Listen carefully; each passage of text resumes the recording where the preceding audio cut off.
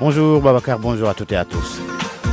Les 13 présumés meurtriers du commandant Tamsir Sané vont à nouveau ont passé la nuit à la Légion de gendarmerie de Tambacounda. Ils seront présentés au procureur aujourd'hui. Hier, ils ont fait l'objet d'un retour de parquet après leur déferment. Moussa Omargué.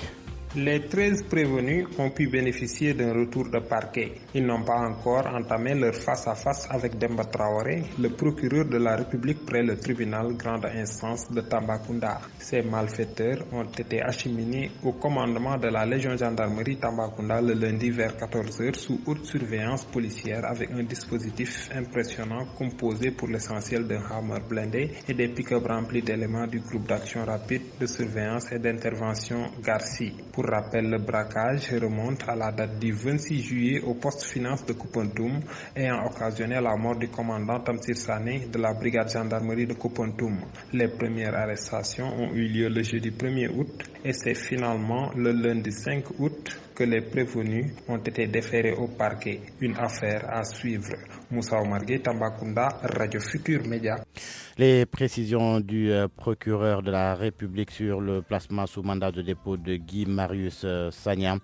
L'activiste est inculpé pour fausse alerte au terrorisme et non pour diffusion de fausses nouvelles. Ces rectificatifs sont contenus dans un nouveau communiqué qui nous est parvenu. En début d'après-midi, dans un premier communiqué, le procureur de la République faisait état de l'arrestation de Guy Marius Sagna pour diffusion de fausses nouvelles. Le ministre de l'Enseignement supérieur demande aux universités privées d'améliorer la qualité de leurs enseignements. L'État a par ailleurs versé 8 des 12 milliards dus aux écoles privées. Cheikh Omaran plaide pour un dialogue entre les deux parties. Le ministre de l'Enseignement supérieur effectue sa première visite à l'université Gaston Berger de Saint-Louis.